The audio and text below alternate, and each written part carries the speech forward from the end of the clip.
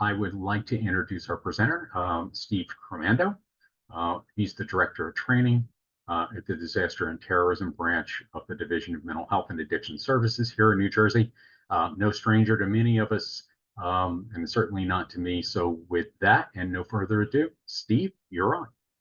Keith, thank you so much. And thanks so much for everyone for returning for our, as Keith said, our second attempt at this program today. Hopefully we can get through all of this without any technical glitches. Our topic today, responder safety and security in group, crowd, and mob environments. And a lot to talk about. We're in a very, very dynamic environment right now, both here in the US and worldwide, where some of these ideas, I think, will be very useful to you in your professional work and possibly even in your private life. So please make sure you're sharing some of these ideas around the dinner table and with other folks who are important to you. We are speaking about the possibility, though, of civil unrest and collective violence. So there is some discussion, there is some photography of crowd violence. So please be aware. If you do feel emotionally uncomfortable in any way during the program, please step away. We'll obviously be on to other content very quickly, but certainly, take care of yourself physically and emotionally throughout the program today.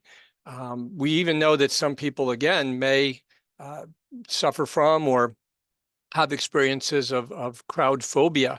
The technical term enoclophobia really is about a fear of crowds, and even looking at photography of crowds can really be unsettling for some folks.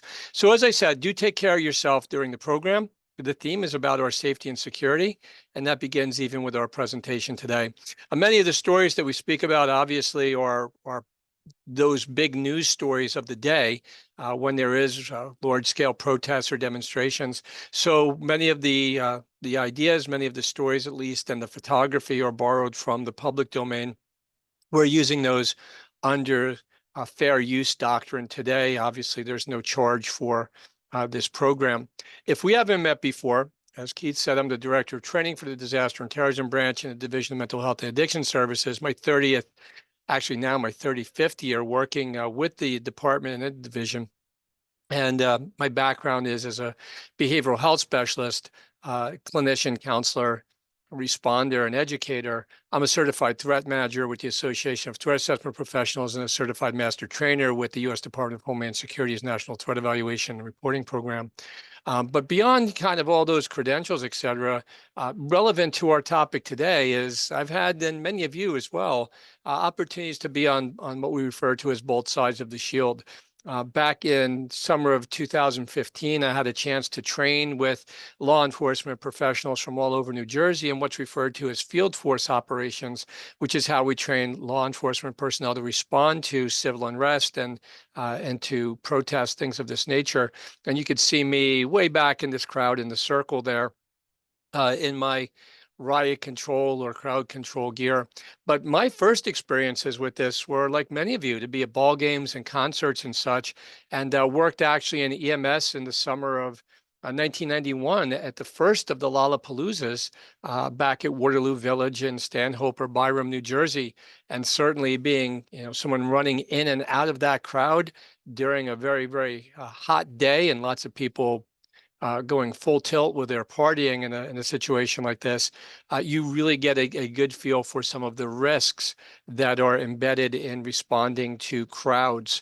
And those experiences really have informed me, whether it's my work with NYPD during Occupy Wall Street in New York City, or helping us all prepare New Jersey for the Pope's visit to Philadelphia several years ago. I've had the good fortune of being part of the planning and the response to many, many different sorts of large crowd events. And we're talking already about New Jersey being the host of the World Cup final games in the summer of 2026, something I'll talk to you more about in a few moments. The lens that we'll be looking at this through today is one that's best described as operational psychology. And operational psychology is the use of clinical, cognitive, and social psychological ideas for their tactical or their operational value. So nothing I share with you in the program today is about the assessment, diagnosis, or treatment of any sorts of mental illnesses or behavioral health concerns. It's really about what people do and don't do in this very kind of rarefied environment of being in a large crowd or a group or a mob. Our audience, like usual, are all kinds of disciplines, all kinds of folks who are likely to be called upon to be part of the response to different emergencies, disasters, situations that involve crowds, whether they're planned or spontaneous, really they could benefit by knowledge about human behavior in these crowd situations. We have 9 quick modules. I know it's going to take us an hour and a half to get through these all, but we have 9 quick modules that kind of cover all the bases. And the last of these modules, number 9 here, personal safety and survival, that's the one I really want to stress that you share with people in your private circles to improve your safety and their safety, not just on the job, but even any place you may be that you encounter a potential group, crowd, or mob situation. Now, I want to be clear about one thing. I will be speaking about some different ideologies today. We're going to talk about some extreme right and extreme left sorts of groups that do get involved in large-scale protests and demonstrations and even sometimes political violence. None of this is intended to question their constitutional right for free speech or for assembly. I'll be speaking more about this from a tactical standpoint. What are the things those groups usually do that have a safety or security concern for us? How do we make ourselves safe in those situations? But I do not, again, I'm speaking about the rightness or wrongness of their views or their actions. We're talking about this primarily from a safety standpoint. Now, one thing I do want to point out in the whole slide set, and actually 2 I should probably mention. The first is you're welcome to a PDF of these materials. So I know I'm going to a lot of content, and if you'd like to circle back and see the citations for any of the research or look at this more closely, please reach out to us or to me directly. My information is on the very, very last slide, and request a copy of the PDF. I'd be happy to share it. But the other is look at the photography. So when I'm speaking about a concept like crowd density, a picture like this is worth obviously a million words. You can imagine that anything that goes wrong in a crowd like this is exponentially more dangerous just because of the crowd dynamics, just because of crowd crush, about the thermal insulation of so many bodies being pressed together, about human behavior. So please do be mindful in checking out the photography. I've kind of curated it very, very specifically for our presentation to illustrate different points. But civil unrest right now is a growing dynamic worldwide in major cities everywhere on every continent. We see this across the Middle East and Latin America. We see this here in the States. We see this really in every quarter of the world today and around a number of different topics. We see very, very large protests worldwide in different places to do with the conflict right now between Israel and Hamas. This photograph from Sana'a in the capital city in Yemen. We see farmers in different parts of the world, whether it's in Brussels or Delhi, really, again, gathering with large-scale protests. So the topics are very varied from, again, reproductive rights to climate change issues to immigration issues. And of course, this past spring, many American colleges experiencing student sorts of protests on campus, again, having to do with the military conflict in the Middle East, specifically with Israel and Hamas. But we have a very supercharged political environment, as you know, here in the States right now, and actually in between 50 and 60 countries around the world. You're seeing major elections in different European countries, Scandinavian countries. There is a lot of political energy at play right now that is contributing to more likely people taking it to the streets. And as I said, these photographs from college campuses, some around the country, some around our area, really, again, having to do with major political issues, social issues, military actions, are driving people out in force and sometimes very large numbers to have their message, to have their opinions heard. Now, one thing I want you to notice, even in looking at the prevalence of an increased activity in groups, crowds, and mobs, is yes, the number of these events has grown dramatically. It's pretty much doubled over the last decade. But I want you to notice the top line on this graphic, the green line, and that is to suggest that while there has been a very significant increase in the number of protests, by and large, they remain non-violent protests. Now, having said that, I'm going to make this point a few times today, but it's really important to drill home. even nonviolent protests can be dangerous.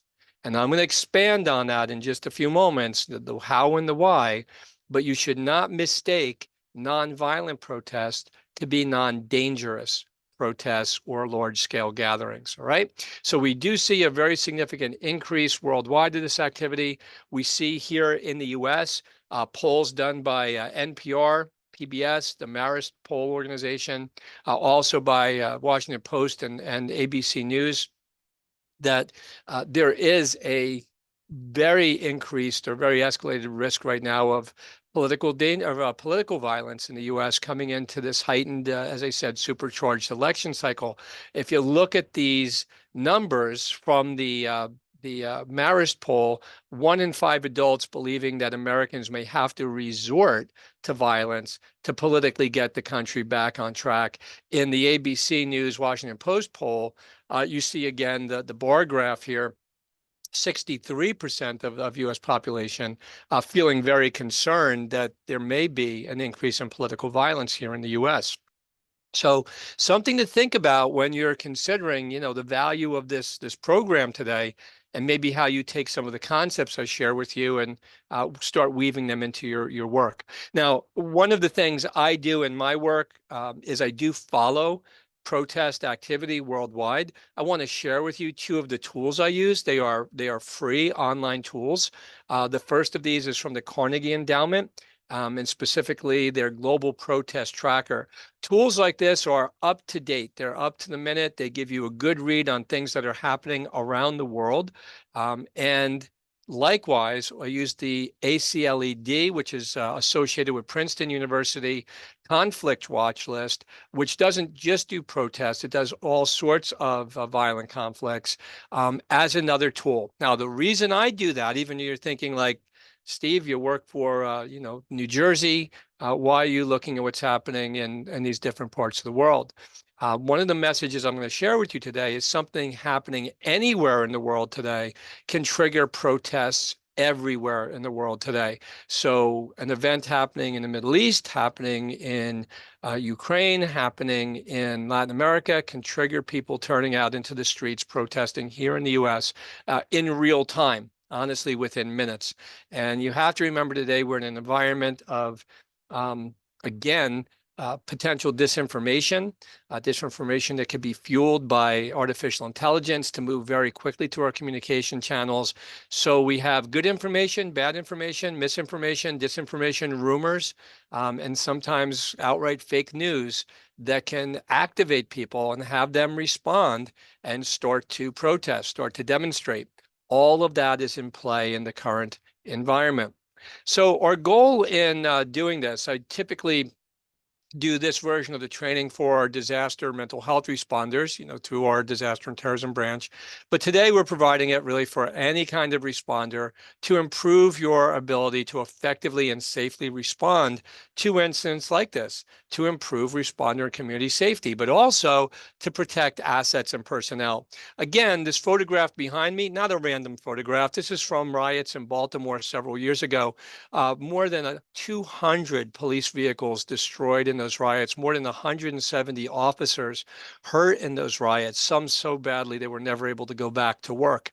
So in this way, we know that these situations, whether they're violent or non-violent, can end up being dangerous and can end up being destructive.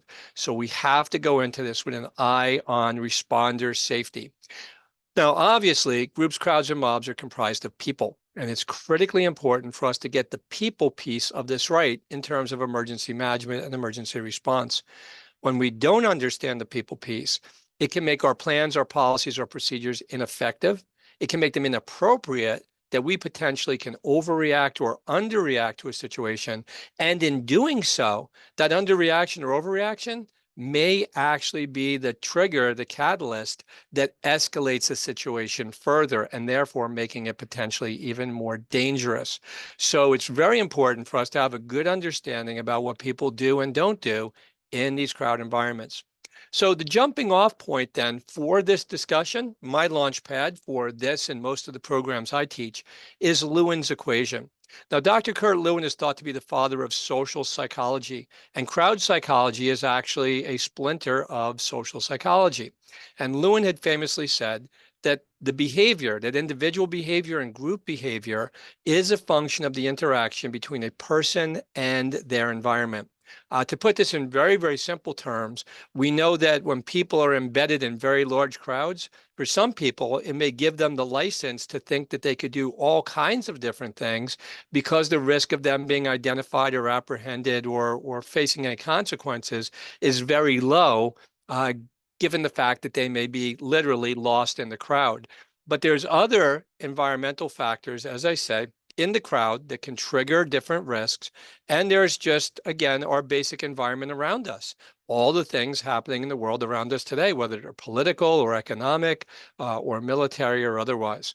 But what I've learned in my work in the 30 years of doing this, 35 years now, is that all disciplines in all jurisdictions can face the possibility of having this sort of activity with no notice. You can have, for an example, an officer-involved shooting event in your town in the next 30 seconds and have people start to move to the streets protesting what has happened if they believe that there's been some sort of injustice. So across all of our disciplines represented in the 86 people who are online today, we know we have the potential to be deployed or involved in this sort of behavior. The other thing I've learned is teaching this sort of material really across the country and around the world. Very, very few people have had any formal training or academic discussion of crowd psychology, the sort of thing that I'm speaking to about today. So hopefully you can take some things out of this, whether you've heard this sort of discussion or not, and put them to good use in terms of your safety and security of yourself, your teammates, and even your family. Now, today, we have a number of unique converging factors, and these are changing exponentially, literally by the moment. We, as you know, are at 9 billion people on planet Earth today, and it's anticipated to be at about 9.7 billion within the next 20, 25 years. So we have more people, just plain more people than any time we've ever known in recorded history. But roughly 2/3 or more, excuse me, 3/4 or more, have access on a daily basis to cellular communication. And in many instances, this also means to social media platforms where, again, information can move very, very quickly.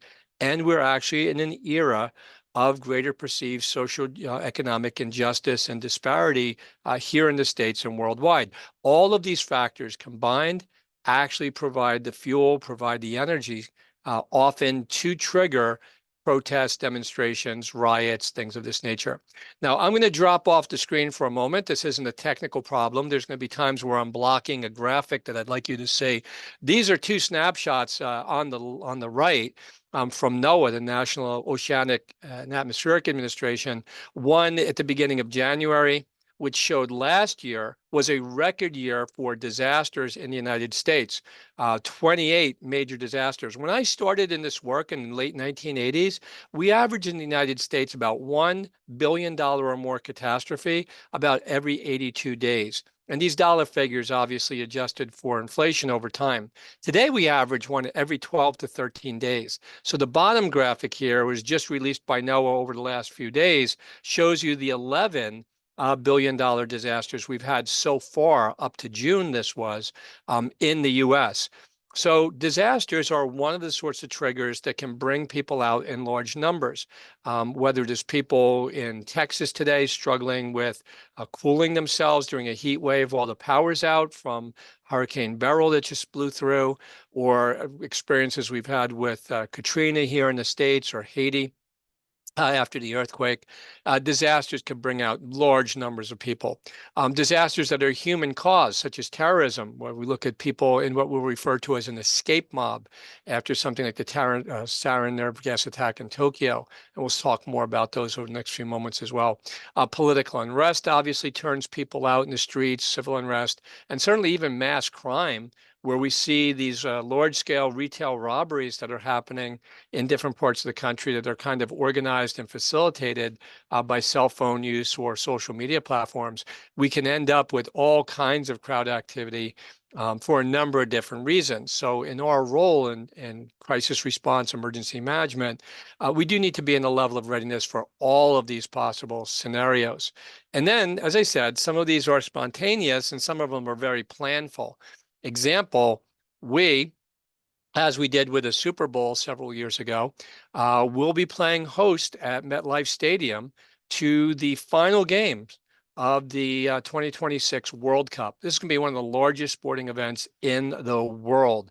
Not just the people who are in the stadium, but people who are all around having huge parties, having outdoor events. This is going to be a major, major event 2 years from now in the summer in New Jersey. Very often events of this type are what becomes designated by the Secret Service as NSSEs, or National Special Events, in that we start to plan well in advance. And the planning for the World Cup and all of our different disciplines involvement, that's already underway, as you can imagine. So I want to circle back to something I said to you earlier, which is really, really an important message in our program today.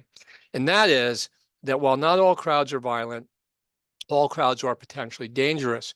And the dangerousness arises from the interaction between the psychological and the physical forces within crowds. So 3 take-home points. If you forget everything else I say to you in the next 60 minutes or so, please hold on to these 3 ideas.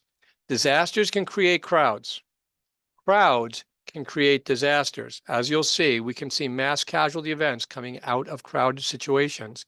And while not all crowds are violent, all crowds are potentially dangerous.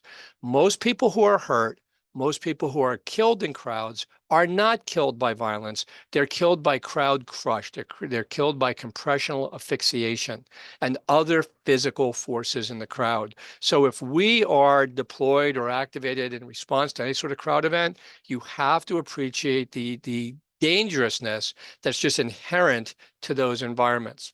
Now, to kind of start to understand the human behavior of this, and we're going to get to the psychology of crowds in just a few moments, we're going to start with something really basic, which is kind of in emergency management, what we expect in behaviors. And the thing we see most often and the thing we expect is actually referred to as a type 1 response, which is neighbor helps neighbor. It's that altruistic response. So think about this. I know it sounds like it's very far-fetched, but imagine we have a terrible thunderstorm or maybe even tornado blow through our area tonight, right? And lines are down and trees are down. And down the block from you, one of your neighbor's homes is very badly damaged from the storm. You feel awful for your neighbor. You want to help out. Maybe you want to come home and bake them a casserole so they have something for dinner, right? We count on that. Neighbor helps neighbor. Let's change the story. And the problem this time down the street at your neighbor's home is not fire, flood, earthquake. Someone's home sick with a highly contagious disease. You're probably going to forget all about the casserole, aren't you? Love to help you out, but man, I can't go down the block and be in contact with you because I may get exposed to that, may bring that home to my home and my family. Here, type 2, we see fear injected into the equation, and fear starts to erode community cohesion. Why is that such a point? Because in emergency management, the single greatest asset we have in a post-disaster environment is community cohesion. And this starts to erode it. And in the worst case situation, that fear is so acute, it starts to turn people against each other. And we get a type 3, or neighbor competes with neighbor response, competing for the last gasoline at the gas station for your generator, competing for the last bread, milk, and eggs in the grocery store during a snowstorm because everyone needs to have French toast tomorrow. Those kind of things are where we could see that competition. Now, panic, that's the competitive behavior. Panic is actually unlikely in most disasters.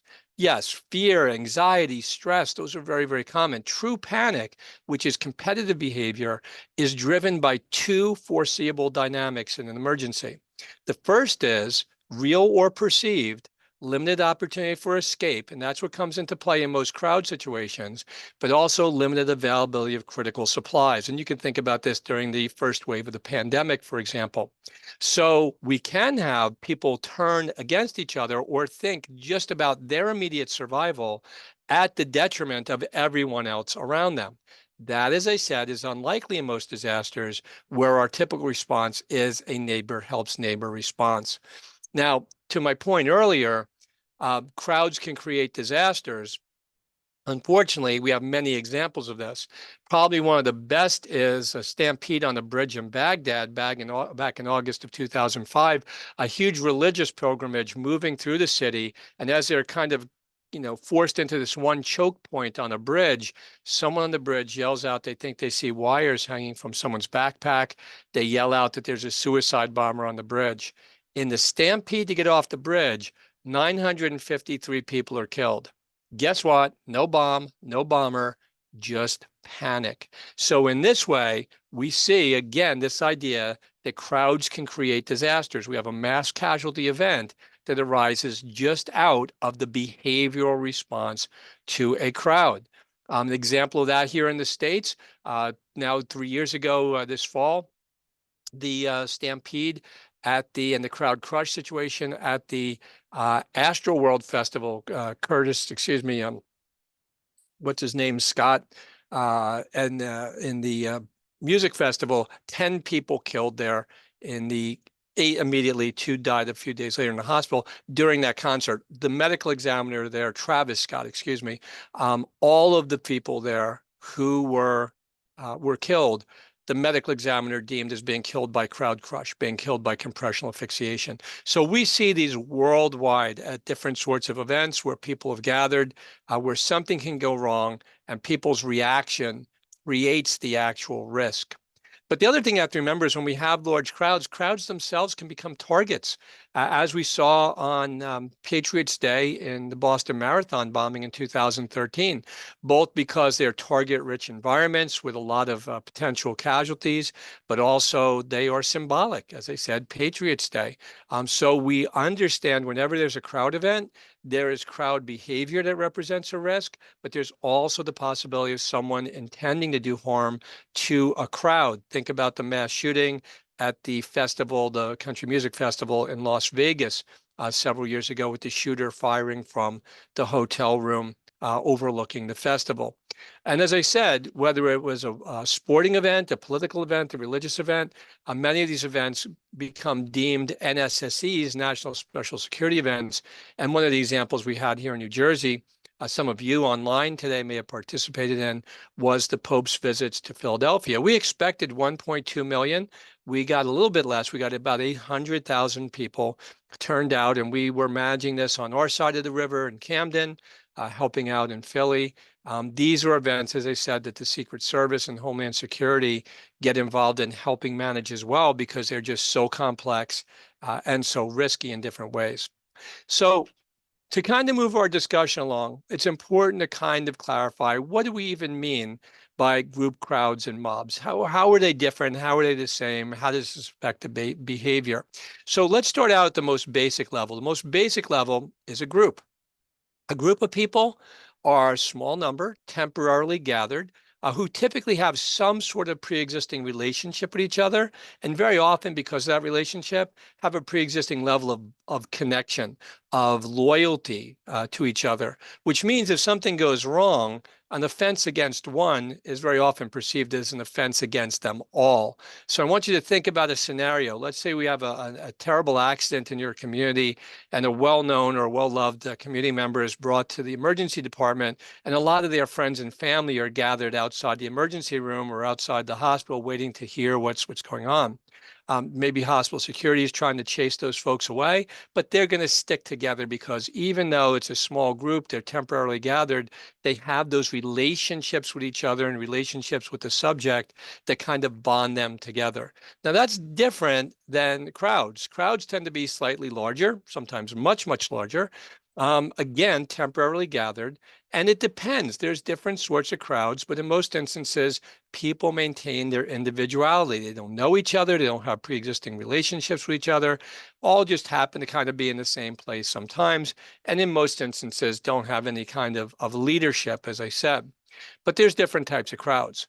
The crowd pictured in the last photograph, shoppers on Black Friday, all clamoring to get the last big screen TV. Those are what we refer to as a casual crowd.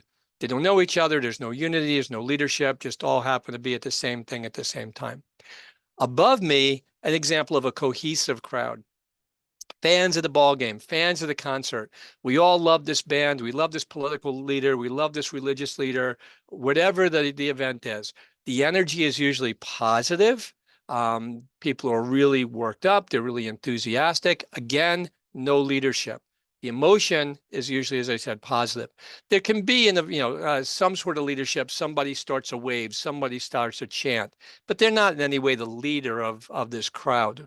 That's a little bit different. Where we start to see leadership creep in is when we have expressive crowds. Expressive crowds gather to vent. They gather to try to change social policy or social opinion about an issue they care a lot about. These can be planned, these can be spontaneous, but they very often have leadership that's well-trained, very experienced, and folks who know how to whip people up into a frenzy. So sometimes you hear the term about an outside agitator or something of that nature. The emotion is very high in these groups because people are passionate about whatever their value set is. And that emotion usually is anger and frustration that they are taking to the streets to verbalize.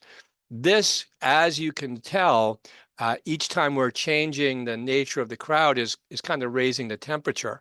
And at the top of that thermometer, we have aggressive crowds that set out to even use violence if necessary.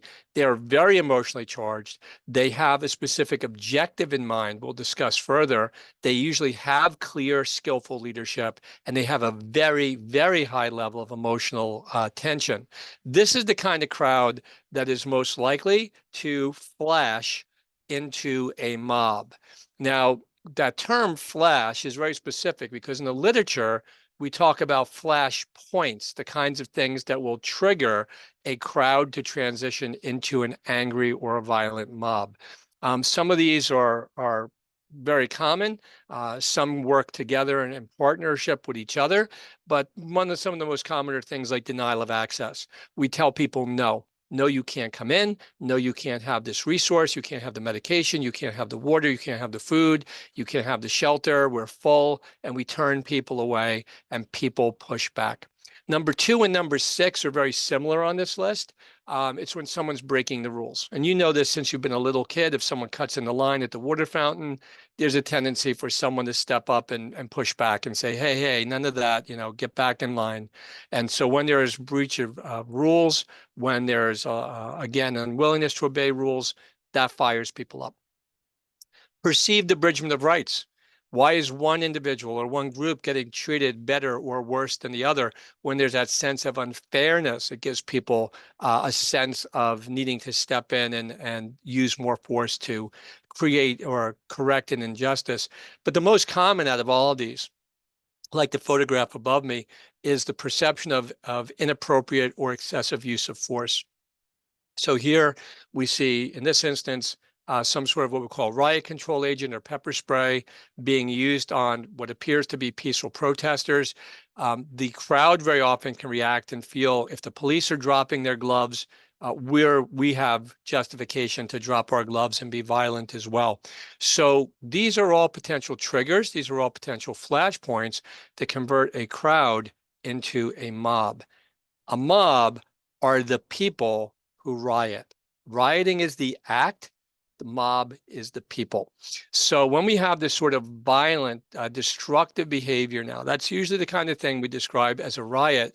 And there are different kinds of mobs, as you would imagine. When we think about mobs, one of the things that distinguishes them from a crowd is, again, yes, they are groups of people or crowds of people who don't necessarily know each other. who are all fired up, sometimes by a specific cause or by specific leaders. But the defining characteristic is they have lost any concern for consequences. So they don't care if they're arrested. They don't care if they are injured. They don't care who they hurt or what's destroyed. Some of them honestly don't even care if they're killed because they're so passionate about advancing or defending their belief. So this can get very, very violent and destruction when we have mob behavior and riots. Now, as I said, there's a whole science to crowd behavior. I'm giving you the high, perspective today of just a few different types of mobs. An escape mob, that one is an example of the stampede on the bridge in Baghdad I spoke about, a few moments ago, which is people trying to escape, and they could be in such a state of panic that they lose all rationality, and they could do things that get themselves and other people hurt or killed trying to escape danger. An acquisitive mob are people moving towards something. We're trying to get into the shelter. We're trying to get supplies. We could see things like water riots, food riots, looting, things of this nature that are conducted by acquisitive mobs. Aggressive mobs are mobs that set out purposely to create violence and destruction. So these could be people politically rioting, a prison riot, different sorts of riots of this type, all again, which are setting out to use physical damage, sometimes fire, sometimes other forms of violence, to cause material damage, and sometimes even a threat to life. Now, one of the things that's newer in the crowd environment are the different technologies. And some of these are very modern technologies like AI, which we'll speak about in a moment. Some of these are lower lying and older technologies like cell phones and things, or social media, as you'll see. But we're in a different environment. For many of us, depending on our age, may have come through the Vietnam era, when civil rights protests, when Vietnam era protests, student protests and such were much more prevalent. But this is a very different environment. Today's protest environment does not actually look very much like what our parents, our grandparents, what maybe some of ourselves had seen decades ago. We call this today civil unrest 2.0 because it's technologically facilitated, technologically enabled in our ability to communicate, to coordinate people, and to mobilize people for this sort of activity. We call this sometimes very often hyper-accelerated social organization. And to put a fine point on that, two examples: the Civil Rights March, the massive Civil Rights March in 1963, we believe by historians took probably about 8 months to organize by using the telephone and using the postal service, mailing information across the country. The Arab Spring in April of 2011, we think took about 10 days to organize using social media platforms. So in our world, the time between flash and bang, the idea to the action, has compressed down to almost being spontaneous, where someone can put something out online and have people respond immediately, sometimes before they even vet and understand what's real and what's true. Here's an example. This is last summer. Some of you will remember it was in August. It was this huge spontaneous crowd event in Union Square in New York City. A very popular internet influencer, Kai Cenat, very big in the gaming world, put out a message through social media that he was going to be live in Union Square that afternoon, giving away tens of thousands of dollars of gaming equipment. And without any permit, without any prior discussion with NYPD or emergency managers, he puts this message out, and tens of thousands of people almost spontaneously start to gather in New York's Union Square. This ends up with vehicles being flipped, with people being hurt, with arrests, with officers hurt. All kinds of chaos ensues based on this spontaneous sort of action. It's an example of that time gap from flash to bang that has compressed from what was months and weeks to now minutes in terms of how quickly crowds can mobilize. Social media plays a role beyond just the technological quickness of it. It can have people feel that they're part of a group maybe the group you're part of, you've only been part of the community online. But now that community is mobilizing, taking the streets, and you feel motivated since you're part of that to join in. That sense of group identity could trigger feelings of anger, of injustice, all that can mobilize people for aggression and violence. And that social media actually has a distinct advantage over conventional media. It's not you flipped on your TV to watch the evening news. This is sending you push notifications to your computer, to your tablet, to your phone, maybe to your wrist all day long, that you know things are going on. So the speed of communications is very quick. It allows organizers to rapidly change plans. We're all meeting at the foot of the bridge at 6 in the morning to start this march. We get to the foot of the bridge, the police are there already. With one push of a button, I could let 100,000 followers know we're moving from the bridge to the park. So actively planning and changing plans is more possible now. For anyone who's interested in the topic, a social issue or otherwise, you could find where those protests are much easy today. Used to be, if you're watching the news, would be after the fact that you found out about these things, but you can learn about them much more quickly and search them. And these social media networks, because you join like-minded groups, are kind of self-selecting, self-vetting that people, again, who have an affinity, have an attraction to these issues, are more quickly notified and mobilized to respond. Now, the other thing we start to see is really the advent, especially this past year, of more involvement of artificial intelligence. And this is not a discussion of any apocalyptic view of artificial intelligence. Obviously, there's great good and some risk involved in artificial intelligence. But in terms of civil unrest, it can create and it can move information and disinformation much, much more effectively than we ever have before. An example of this would have been back in, I want to say February, maybe, in the New Hampshire Democratic primaries, when a robocall went out to Democratic voters who are registered Democrats, saying, don't bother to show up at the primaries today. Save your vote for November. Don't go vote in the primaries. That was a disinformation campaign, again, meant to suppress that part of the vote.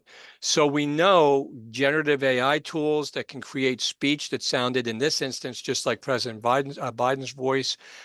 We can create images in the likeness. We can create videos that are very, very real, and that most people would not have a way to question or to vet the realness of this, can mobilize people to crowd behavior again very quickly. Now, I'm not usually the guy who reads the slides to you, but I do want to read you this one quote from the Council on Foreign Relations. Quote, a well-timed, thoughtfully scripted deep fake or series of deep fakes can tip an election, spark violence in a city primed for civil unrest, bolster insurgent narratives for an enemy's supposed atrocities, and exacerbate political divisions in a society. If you look above me, this photograph of President Trump, former President Trump, being hauled away by a police department, that didn't happen. And this is a fake image. The image behind me, directly behind me, of an explosion at the Pentagon, that didn't happen. But in the morning that went viral online, the stock market actually dropped. It actually dipped when people thought there had been another attack at the Pentagon. People called loved ones at the Pentagon right away. Has there been another attack? No, there's nothing happened at the Pentagon. What are you talking about? But these images now can be produced so easily and so quickly and so realistically that they can inspire people to react, and maybe react in a way that is, group, crowd, or mob based. So we are in a very, very interesting place for this discussion today of the nexus of actually fake news and disinformation as it can intersect with crowd behavior. We are, as you know, living in some really, really interesting times. So here, it starts to bring us into our discussion of crowd psychology. Now, there are textbooks, there are semester-long courses, there are obviously people who do their doctoral dissertations and make a career out of studying crowd psychology. This is not that discussion. This is a high-level overview of some of the most common psychological dynamics in crowds, beginning with the idea of anonymity, which I started to speak a little bit about before. And that's the person who feels that when I am in a huge crowd, I just blend in with all these folks in a way that gives me a sense of license, a sense of impunity, that no one will find me, no one could hold me accountable, or I won't suffer any consequences for anything I do in the crowd because I'm literally lost in the crowd. One of the things that many jurisdictions have done is actually kind of invoked or created anti-mask laws to help fight against that dynamic of anonymity. Probably one of the most common, many of you, of course, are familiar with the Guy Fawkes mask. Guy Fawkes himself was an arsonist and an anarchist in the early 1600s. And this face is kind of a caricature or a likeness of Guy Fawkes. And this image, this mask, is used by many typically left-leaning groups, different hacktivist groups like Anonymous, different anarchist groups and such as well. But in many cities, if not most at this point, you can protest and have that mask tipped up on your head, but you can't have it covering your face. And the reason we do that is because we know once people are behind a mask, it deepens that sense of anonymity and creates the potential for even more aggression and violence. Universality, the sense that we're all in this together. Everyone else is doing something. They're breaking windows, they're looting, they're chanting, they're doing whatever. I should do that too, because I'm, part of this whole group. I'm tied up with their emotions. Inability to withdraw is something a little bit different. This is a person who can continue to act out dangerously sometimes in the crowd out of fear that if they don't do what the crowd is doing, the crowd will flip on them and they will be at risk. So sometimes when we're in crowds, first responders, law enforcement partners, what we'll call field intelligence officers, we're looking for agitators in crowds. And we're also looking for people who may have this inability to withdraw, who we want to try to pull out of a crowd because they are keeping up the behavior just out of fear. Convergence, very interesting. Group is involved in activity driven by a shared view of resolution. So let me give you an example of this. Arab Spring, 2011, and I noticed that there's a hand up. I'm going to ask you to, whatever question, comment, to get that into the Q&A for us to answer later on. I'm not going to be able to take questions while we're in flight right now. Convergence, viewed share of resolution, Tahrir Square in Cairo, Egypt, in the Arab Spring, April 2011. The group gathers there and occupies the square and essentially says, we are not leaving until President Mubarak is deposed and jailed, and essentially draws a line in the sand and says, we're not going anywhere until these things happen. And the group persisted until, in fact, President Mubarak was removed from office and was jailed. So this is that end point. When people have a specific target in mind, we're not going to stop our behavior until it actually creates more unity. Like this is what many of us talk about as being groupthink, which is social suggestion. We're all in the same boat, therefore we all should be doing the same things. And lastly, I would suggest that almost everyone in the crowd today probably has experienced contagion in one way or another, usually what we'll call positive contagion.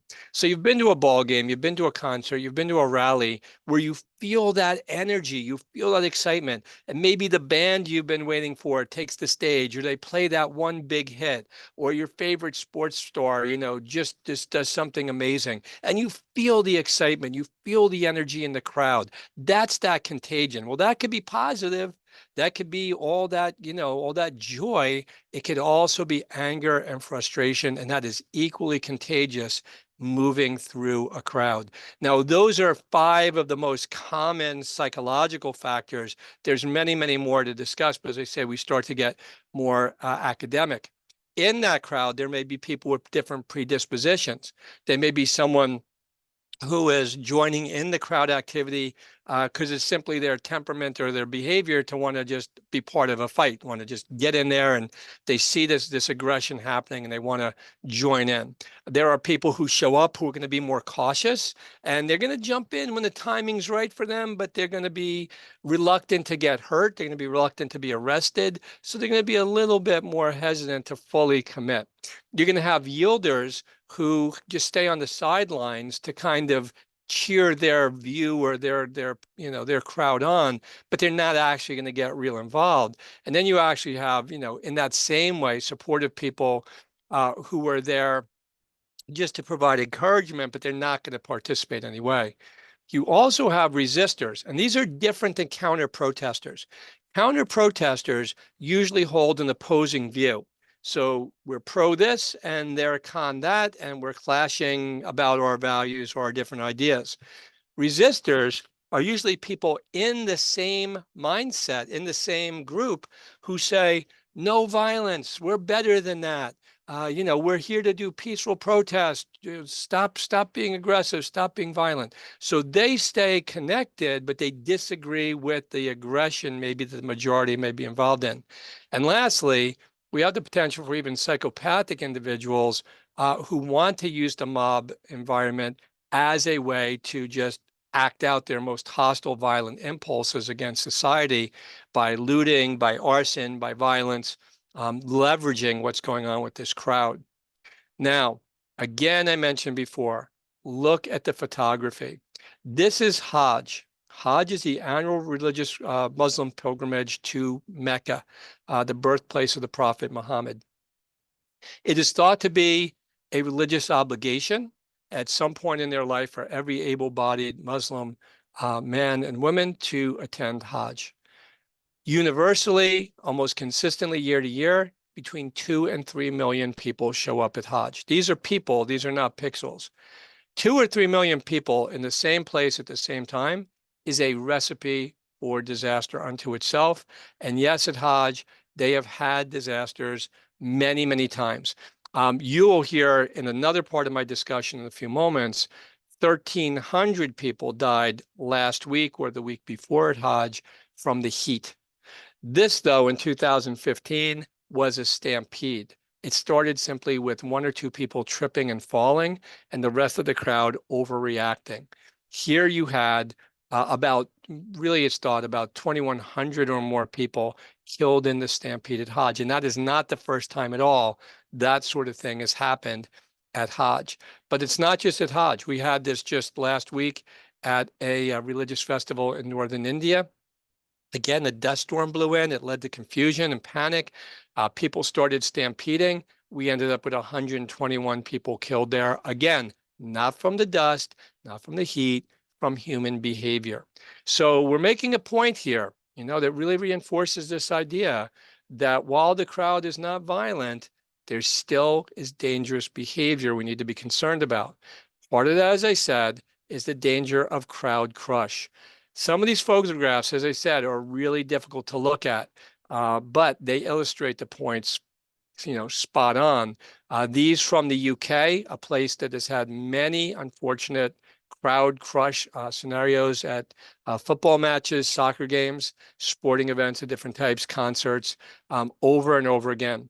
As I said, most people who are hurt or killed in crowds are hurt and killed by crowd crush, not by violence. We think people need about 1 square yard around us to ambulate, to respirate, to move, to breathe, to be comfortable and to survive. But even the force of 5 people crushing in on us vertically, standing up, can be enough pressure to have someone unconscious in 30 seconds and dead on their feet in 6 minutes. Most people who die in crowds, they die on their feet. They die standing. And it's not until someone else freaks out and people start running that they drop and maybe get trampled. But most people who die in these situations die without ever falling down. Pretty scary stuff. Now, in the UK, because they've had so many of these situations, they have become very expert. A lot of research, a lot of the universities, a lot of the private sector organizations dedicating themselves to understanding and crowd crush and to crowd safety. They developed a model known as FIST. FIST is an acronym. It is force and information, it's structure, it's time. I'm not going to get into every element of it today, but to give you an example, what they learned from a research standpoint in force alone is 5 people crushing in on you, as I said, can create several 100 pounds of pressure, which can mean it's difficult for you to just breathe. And if people fall on top of each other, which is what happened in India last week, you start to move up towards 800, 900, 1,000 pounds of pressure, in which obviously the people at the bottom of the pile can't move and can't breathe. So these can get very dangerous very fast. We know people get lifted off their feet, their clothing gets torn. The thermal insulation of being packed in the crowd, even in cooler weather, can have people feel weak, have them faint. And if people fall down who've been injured or faint, it is very hard to find them in the crowd. It is very hard to extricate them from the crowd. I learned that lesson at Lollapalooza 30 years ago, being on EMS teams that were told you've got a person down in the mosh pit, you got to get in there. It's 100 degrees. People are accidentally trampling on this person. To get to them, get through the crowd, find them and safely extricate them is very dangerous unto itself. And this is why teams need to understand crowd behavior, need to train and prepare and have safety techniques in mind to keep themselves safe as responders to these events. Now, one of the other physics points is not just about physics, but the combination of physics and physiology. And I mentioned this a while ago. Folks, you know that large portions of the United States today are under heat alerts today. Many parts of New Jersey are having extreme heat alerts today. Just 2 weeks ago, now a month ago almost, at Hajj, this year's Hajj, as I said, over 1,300 people killed from the heat. The heat in that environment reaching about 125 plus degrees Fahrenheit. That is not survivable for most people. And when you start to pack people in where they can't move, they can't breathe in this heat, it is deadly. So once again, the Hajj had a tragedy this year, but it was not necessarily from crowd crush. It was from another dynamic, really the physics and the physiology of extreme heat. The other thing you have to think about, this is a whole nother discussion, another program that we do on human behavior in extreme heat, is that heat makes people more aggressive. The same parts of the brain that regulate emotions are the parts of the brains that regulate your body temperature, thermal regulation. And we know that serotonin and serotonin receptors are very, very sensitive to ambient heat. And we know that as the temperature goes up, the potential for violence increases as well.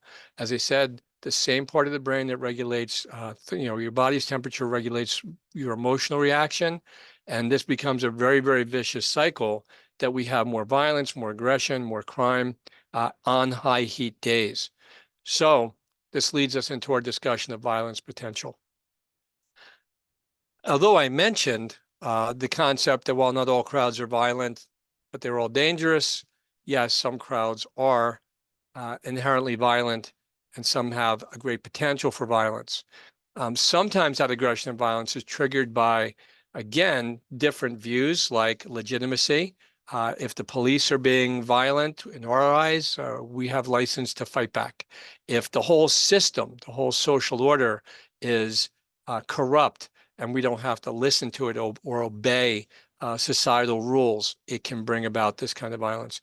The perception of power, this was true in the Arab Spring, where groups felt that they were actually changing society through these large protests, gave them more of a sense of power to keep pushing the limits.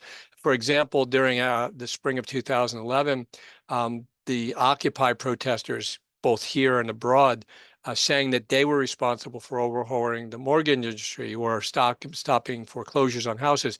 None of that was necessarily true, but it gave the perception. And in fact, above me, you'll see that in 2011, the protester was named the Person of the Year by Time magazine. So it created this sense that they, were so powerful.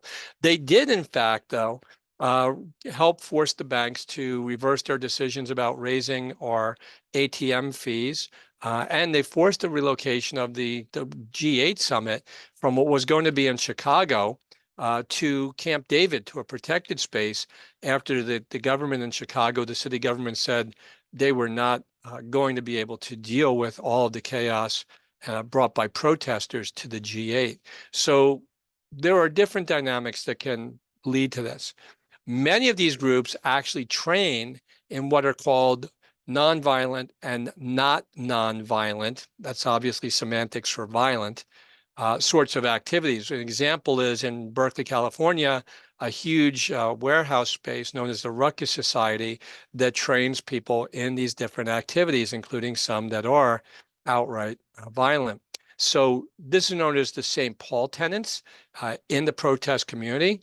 Basically, these ideas that No tactic, violent or nonviolent, not nonviolent, should be ruled out. No group should try to police each other from using violent or nonviolent techniques. And there should be no criticism from one group to the other during protests about their tactics or their use of violence or nonviolence. But I want to introduce you for safety purposes to a few of these different tactics and techniques. Two, for example, we'll just talk about a few. Tripoding, you see this person directly above me. Usually when the person tripods, not only are they in the sit harness, they very often have a noose around their neck, so the police can't take this down very quickly without potentially injuring the person. You put this up in an intersection, you put this up in front of a highly public place to create disruption, to create attention. The woman directly next to me in the photograph, using a kryptonite bike lock, which is a super hardened metal, very, very difficult to cut through, is one of several people who spontaneously, have locked themselves by their necks to the gates of the White House. And in this act, these people don't bring the keys, so the police can't just find them in their pockets. And it's going to require a very, very delicate and very, exhaustive process to extricate them from that situation. In the meantime, they've effectively shut down this part of the White House entrance. They're a spectacle that draws a lot of attention, all of those sorts of things. One of the most common are sleeping dragons. Sleeping dragons are people who link themselves to each other, usually by reaching through something like a PVC pipe or sometimes even a metal pipe, where there's a chain inside, and using a chain around their wrist and a carabiner, snapping themselves into that chain.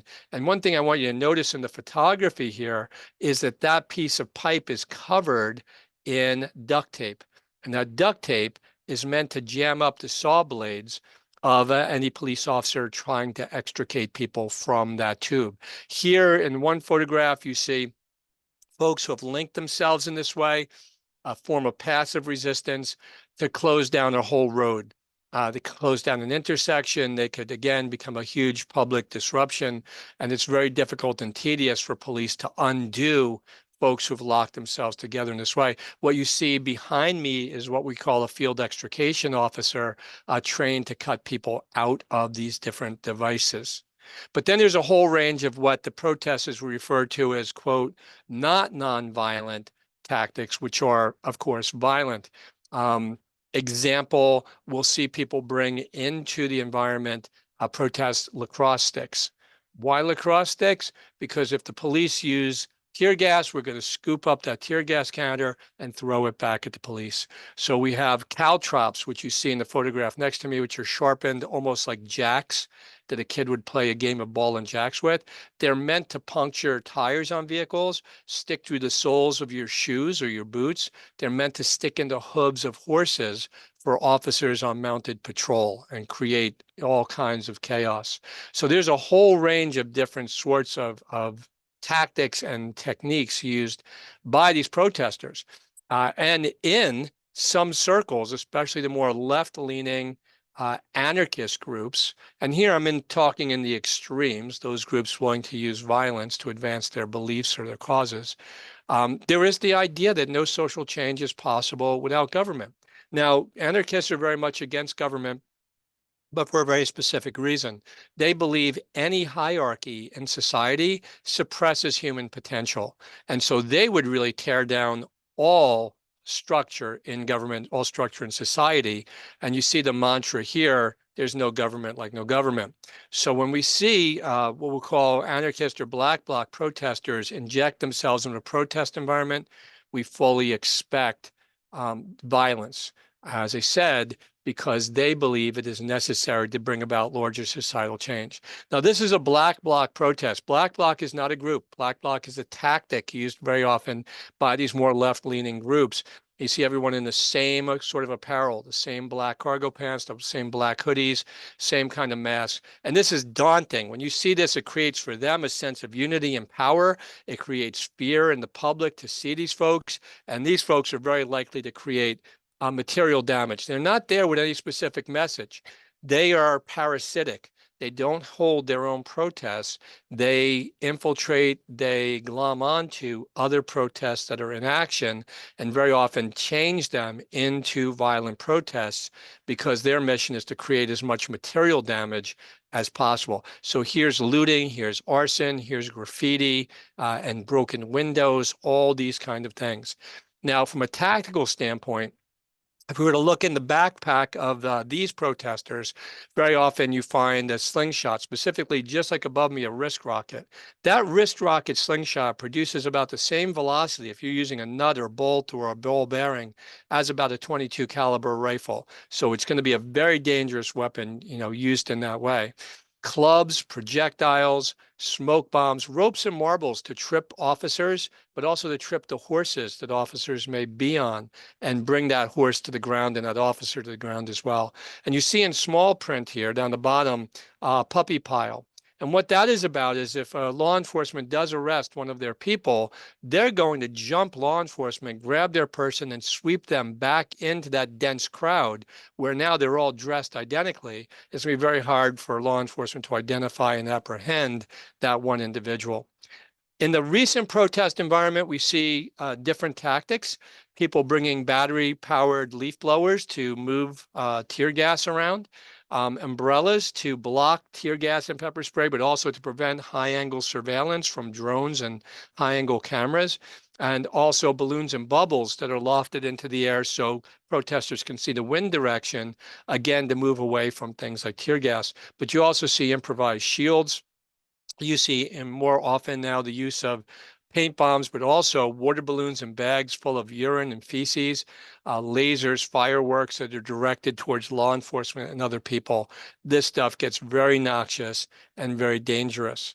To give you kind of a balanced perspective, though, bringing these kind of improvised weapons into the protest environment is not true. It's, or is not new, rather. It's not something new, and it's not something that's the proprietary to one sort of group or another. You will notice, look at this individual, for example, who brings a banner and a placard, but the back of it's a baseball bat.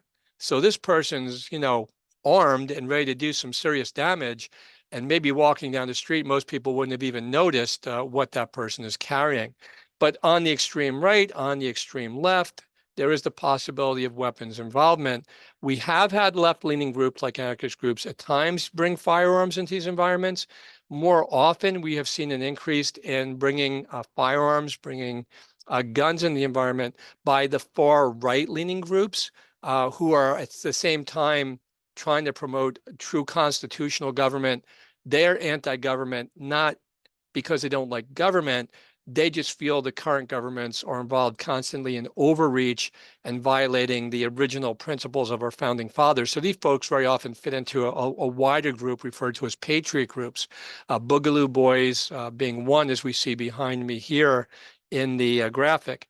These groups fall into a different category, sometimes referred to as anarcho-libertarian activists, and very often are simultaneously trying to promote gun rights, their Second Amendment rights and such, and very likely to bring firearms into these environments.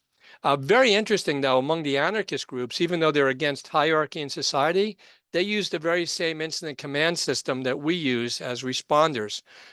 We see here two examples in the photographs of people trained, of medical responders trained in a model called Black Cross. Black Cross is street medicine, and these are street medics. And many of the street medics are actually EMTs, nurses, and docs who sympathize with the cause, and they get trained in street medicine. One thing you see often is them carrying, for example, gallons of water to flush out the eyes of protesters if they've been exposed to tear gas and such.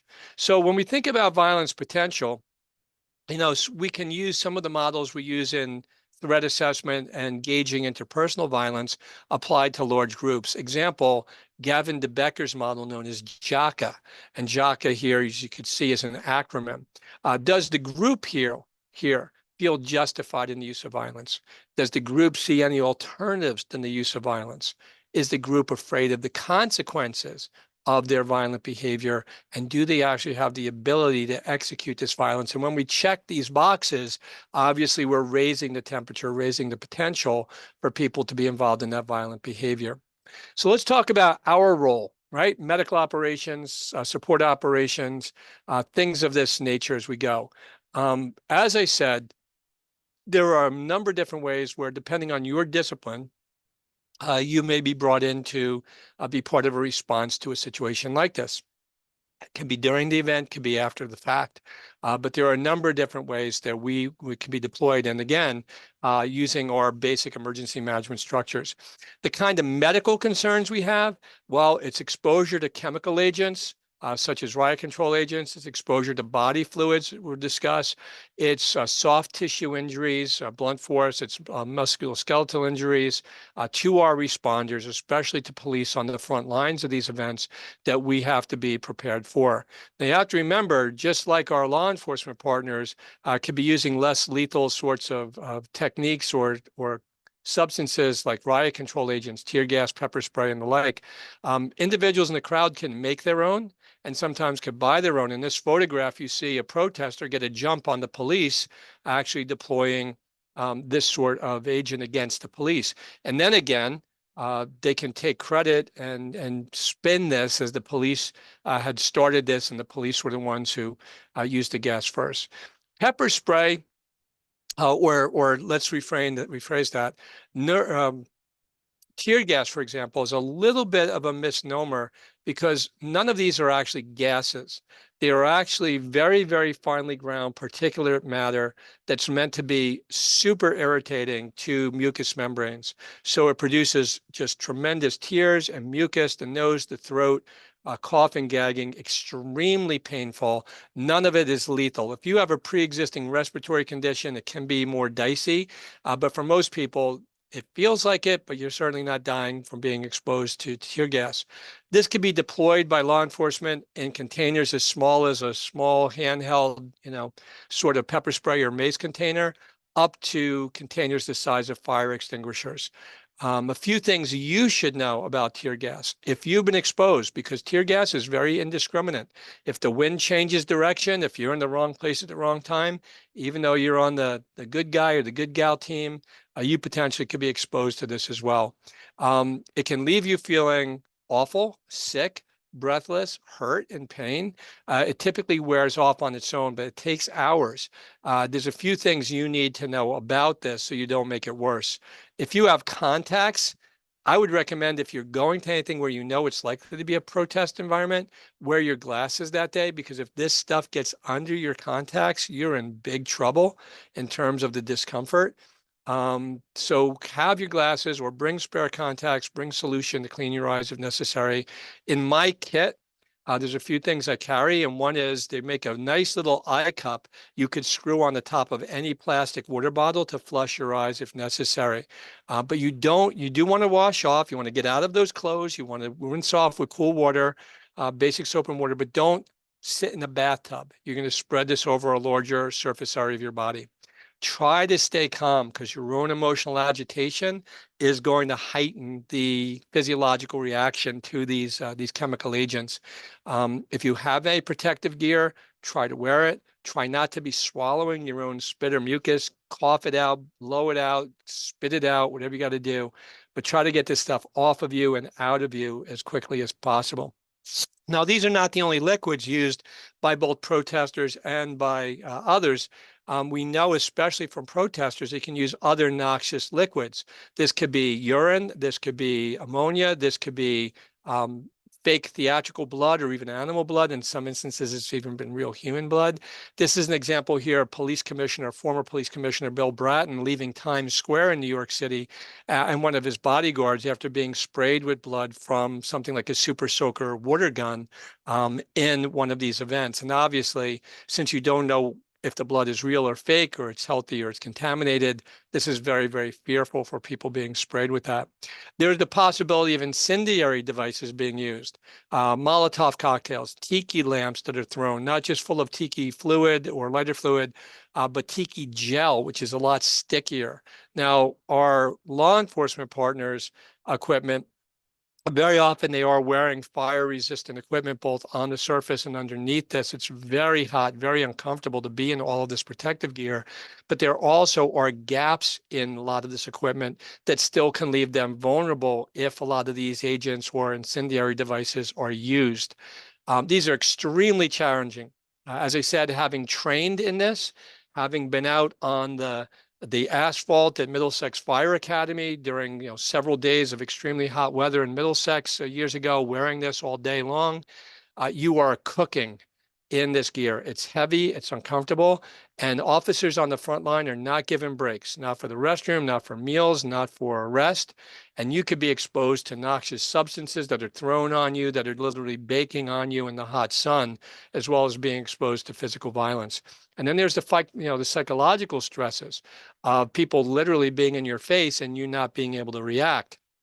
We know the protesters would love to have someone react. It creates a photo opportunity to advance their cause, to recruit more folks to their belief, all these kind of things. So as well as the physical exhaustion, these are mentally exhausting things for our law enforcement partners, which is why we do have a range of different crisis responders, sometimes on scene to support our first responders and their families in many instances, who could be very stressed about people being deployed. So let's talk a little bit about the emotional support component as we close into our last sections for today. There's a difference between crowd control and crowd management. Crowd control typically is tactical and it's reactive, whereas crowd management is usually strategic and proactive. Now, I get it. There's sometimes crowds are spontaneous and you don't have a lot of planning, but we can plan for spontaneous crowds. You can anticipate this happening someday in your community and start to build plans around spontaneous events. You don't have to wait and do this in an ad hoc way. So it's important to have a plan, practice plan and shared skills among our different disciplines, to know what the thresholds of engagement are for law enforcement, to make sure we're reacting in a coordinated way, and to really understand the rules of the road. We advocate that anyone being deployed into a crowd scenario have basic training in crowd survival techniques. Some of them I'm going to share with you at the end of the program. Be given maps of specific routes of ingress and egress for responders, knowing your points of contact and your command chain very well, knowing your communication tools very well, and so forth. There are a few things you do need to think about. Your communications are likely to be compromised. You have to have plans in place for things like staff reunification if you get separated or split up, because you may not be able to use your cell phones or your radios effectively in these environments. And some of these actually become crime scenes if people are hurt or killed. And you do have to be concerned about preservation of evidence as well. Now, for our standpoint, even those are very emotionally charged situations, we're asking you to keep your head on straight and not react emotionally. The group, the crowds, the protesters would love that. And I know it's difficult to do, but as I said, our over or under reaction can be the stimulus to light the crowd up. And they are watching and they are filming and they are sometimes using those overreactions in legal cases in which the civil suits and the civil judgments fuel the next protest somewhere else in the country. So you have to keep a very cool head. And if you feel like you're losing it, you need to back out. Be aware of both your verbal and your nonverbal communications to the crowd, and focus on congruence, which means that your verbal and nonverbal messages match and support each other, that you look like you're taking them seriously and reacting appropriately. Make sure you get a good briefing if you're deployed, about your specific assignment, about the situation and any safety concerns, your work area, your coworker, your operational period, eating and sleeping arrangements. When our teams were deployed to Camden for the Pope's visit, you were brought in by bus. You didn't have your own vehicle, and you were expected to stay the full 2 or 3 days. And our teams were sleeping in the dormitories at Rutgers University Camden campus. And once you were inside the wire, you're going to stay inside the wire. You cannot easily navigate your way in and out of these crowds. So go and prepare to stay and bring what you need. In large crowds, the noise of the crowd sometimes is a tactic. Protesters bring huge speakers and very loud music. You can have a hard time hearing yourself. working with Secret Service, who have done the inaugurations on the mall in Washington. The size of the crowds and noise level have told us sometimes you can't even hear shoulder-mounted radios next to your head. So have some basic redundant communications, whether it's a tactical flashlight or hand signals, that you can continue to communicate with your, with your team. Now, I'm not going to read each of these next slides, but know you have these in the PDFs. There's some real good things to think about in terms of having in your kit. Example, I recommend clear swim goggles because they are totally sealed around your eyes. They're going to keep the pepper spray. They're going to keep smoke and things like this out. I say clear rather than tinted because you may be operating at night or low light situations. But bring the things in, something like a sports water bottle that has the squeezy top that will create pressure to flush your eyes if you need to flush tear gas out. But have anything that you personally need. Remember, responders there are not going to take care of us. And not that they're leaving you alone to struggle, but that's not the focus. Be prepared to self-sustain. Bring what you personally need. Now, this in the next slide, I'm not going to read for you in the interest of time, but if you do have a chance to go back to the PDFs, we're giving you some guidance in how for you and your team to organize, to plan, and prepare for this. Having your plans in place, having riot kits for yourself, having escape routes in mind, wearing the right kind of clothing, wearing the right kind of shoes that are going to stay on your feet, bringing earplugs, things like this, all are important in these intense environments. But most important is maintaining a very high level of situational awareness for risks, the people, places, and things that can hurt you, and the resources, the people, places, and things that could help you if something goes sideways. But I want to finish in our last 10 minutes together with some basic ideas for safety and survival for you and your loved ones in crowd situations. Whether the crowd is a ball game, a shopping event, a music festival, or some sort of riot, demonstration, or protest, all the same. So think about this and share it with your loved ones. First of all, we are increasingly trying to educate crowds about what safe and effective behavior is for them. Obviously, lots of people come and ignore information like this. Some people are already partying and not going to absorb these messages very well. But we are increasingly trying to share information with crowds about crowd safety as well. Some things I recommend to you: your phone, your ID. I mentioned a small tactical flashlight that's very high power that you can use to signal each other if you can't hear each other, or use your phone or your radio. Comfortable shoes that stay on your feet. There's no such thing as tactical flip-flops, guys. You want to make sure whatever you're wearing is going to stay on with people stepping on your feet, people stepping on your toes. Good strategy: walk around crowds, not through them. When you get inside a crowd, that's where population or the density is highest. That's where the risk increases. And because you may be walking through those crowds, don't wear things that are going to get snagged or caught up. You know, the lanyard, the scarf, the necklace, the dangly earrings, whatever it is, keep yourself as streamlined as possible. Do not stop or stand on any sort of temporary structure. We just had this earlier this summer in a big event in Brazil with a stage collapsing. Human nature is in the crisis to go to high ground. And if people all load up onto temporary bleachers or platforms, very easy for them to collapse under that unanticipated weight. The people on them, under them, and around them are likely to get badly hurt. Do not stand against immovable objects, walls, doors, barriers, because if a surging crowd changes direction, it's very easy for you to get trapped and get pinned against that, increasing your risk of crowd crush. If you can, hands on your elbows, create that 1 square yard of space around you. Link with each other, other people in your party, so you don't get separated, but try to keep some space. If the crowd is moving, though, you need to keep moving as well in the same direction of the crowd. If you've dropped something, unless it's absolutely precious to you, let it go. Because if you go low to the crowd to pick it up, the people way back feel that space open up. They don't know why, but they're going to continue to push forward. And you literally can get plowed under very quickly with very little chance of getting back on your feet. So think twice about going low to the ground for any reason. The good news for you is you know how to get out of a moving, surging crowd because you swim at the Jersey Shore. And the reason I say that is because you are aware of the concept of riptides and hopefully how to get out of riptides, which is you don't let the current pull you out to sea. You don't fight against it. It's going to exhaust you and drag you down. You swim across it. You swim parallel to the beach until you break out of that narrow channel of energy, that narrow channel of the current. This is the same method of getting out of the crowd. You continually push across, and you'll probably, if the crowd is moving, have to move diagonally till you get to the periphery of the crowd where these forces lessen, where they become weaker, and you could get yourself out of the crowd situation. But as I said, if the crowd's moving, you need to move. If you've fallen down, been pushed down, tripped, whatever, try your best to get back on your feet as quickly as possible. Use other people around you, ask them, grab them, their clothes, their hands, try to get back on your feet as fast as you can.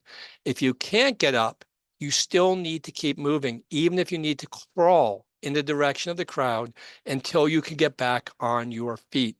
And if you can't even crawl, duck and cover, protect those airways, protect your vital areas until you feel a lull in the crowds. Crowds lull and pulse. Over the last several years, with the increase of drone photography, we've got great footage of seeing the waves of energy that just move through crowds as they lull and as they pulse. Wait for the lull, try to get back on your feet again.